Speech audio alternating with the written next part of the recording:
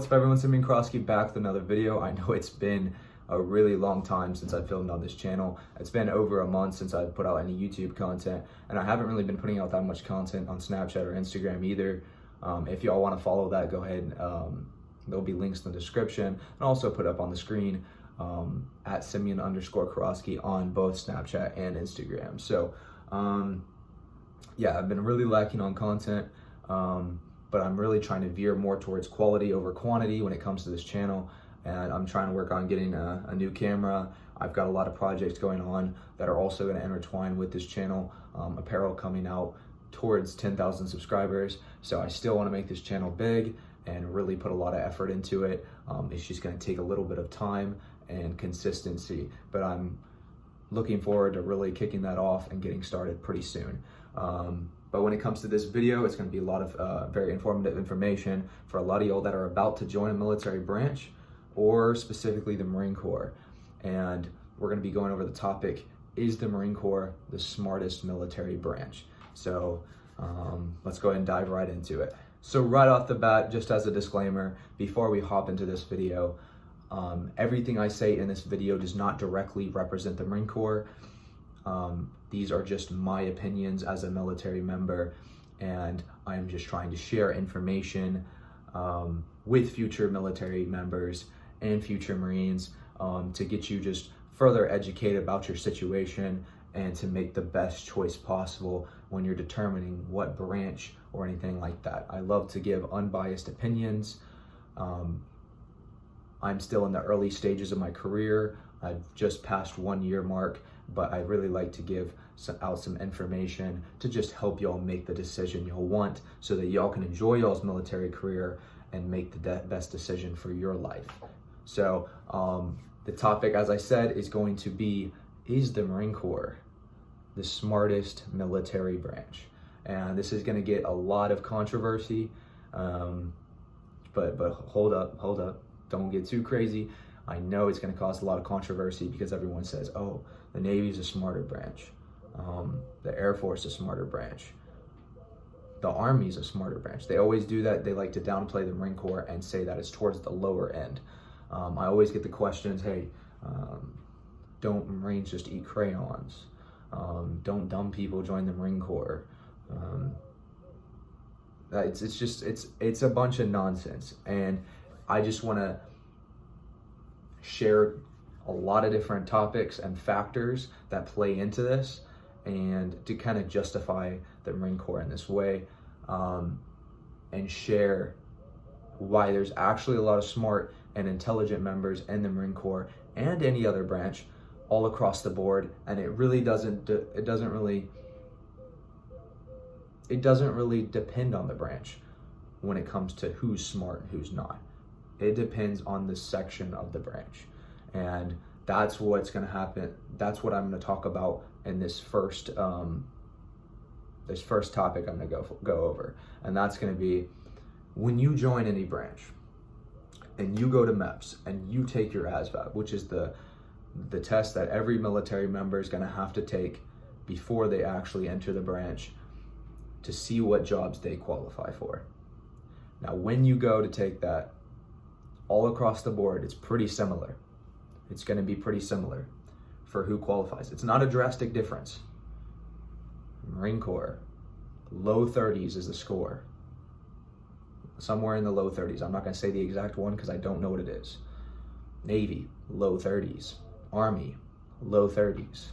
Air Force is a little bit higher, like 36. Not that much of a difference. It's really not that much of a difference, and it doesn't make that much of a difference. So why would they say, hey, all the smarter people are in the Air Force? It's just a small percentage, 5% higher percentage of people that are eligible to join the Air Force. It's not that much, but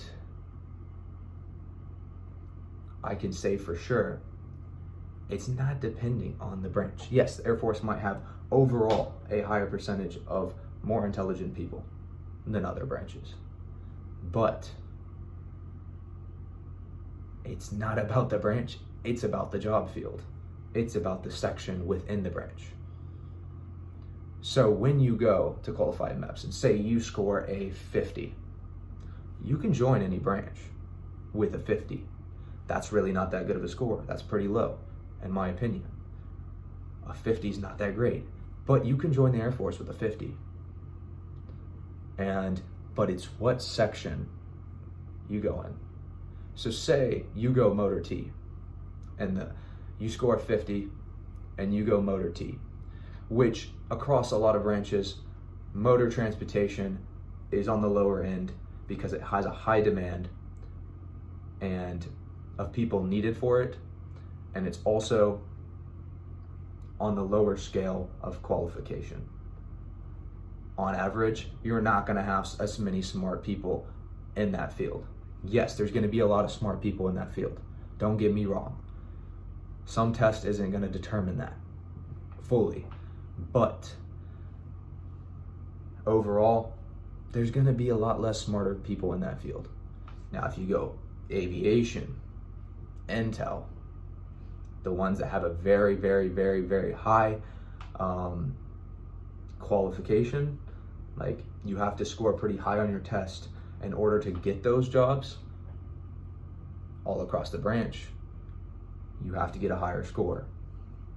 The Marine Corps has high standards for intel and aviation. You can't just score a 40 and get those jobs. It depends on the job, but you just can't be the bare minimum and get those jobs. And of course, what did I do? I scored a 93 on the initial PICAT, which is the first test you can take that you can take at the recruiting office. I got a 93, so I was in the upper echelon of 93% of everyone that's taken the test and at MEPS. Now, they made me retake it when I got to MEPS, so it wasn't set in stone. I rushed that test. Honestly, I think I could have gotten a way better score, and I got like a 74. Still pretty decent, not bad, 74. It allowed me to pick mostly any job I wanted in the Marine Corps. So I ended up going to boot camp with aviation support. I went with aviation support, and when I got there tends to be a lot more intelligent people, not gonna lie, because the standards are all a lot higher across the board with aviation. So I would get here and I would ask them what'd you get on your ASVAB? One of my buddies got a 95. One of my buddies got a 90, 75, 85, 84. Everyone had really high GT scores, mechanical maintenance scores. Across the board, it's a lot more intelligent. You know what I'm saying? So it's not about the branch. It's about the section or the category within that branch. And it plays the same through the Navy, the Air Force, the Army. It's literally the same. It's about what section you go to of that branch. You can't be a dumb dude that goes into special forces. If you go into MARSOC, you can't be dumb. They have really high mental, physical, and intelligence standards in MARSOC. You can't just be physically fit. That's not how it works. There's a big, big misconception, okay? So that's what I want y'all to understand, and that's my opinion, is that a lot of people don't understand that's how it works. So, yeah, that covers mostly the first topic, and I have a couple more that I'm going to dive into. So let's go ahead and start on the second one. Now for the second topic, what I'm going to talk about is the Marine Corps actually offers a lot of skills and certifications for specific jobs that you qualify for. Now, there's another thing about the Marine Corps that seems a little bit more difficult, is it can be pretty hard to get the job you want. It can be really difficult. That's why a lot of people kind of veer towards some other branches about picking specific jobs, is it can tend to seem pretty difficult to pick your job in the Marine Corps. It was pretty hard for me when I was going through the recruiting process, but it just depends on your situation, your recruiter, and what they can do for you. But for example, one of my buddies, still hang out with him a lot today. He was my rack mate in boot camp and one of my best friends. He got crash fire rescue firefighting. That's one of the jobs I wanted. And his job, even though there's firefighting in a lot of military branches, the Marine Corps offers a lot. So you go through, he got plenty of different certs, airport firefighter cert. There's a lot of different certifications he got that can transfer into the civilian world. The Marine Corps does offer a lot of educational benefits and a lot of really good on-the-job training. And it feels like with the Marine Corps, the jobs you do get, they're very dynamic. You can learn a lot with that job, and it can be a very broad category, so you can learn many different skill sets. My job, for example, aviation ordnance. Now, it seems like in other branches, when it comes to aviation ordnance, they seem to limit to what they actually do.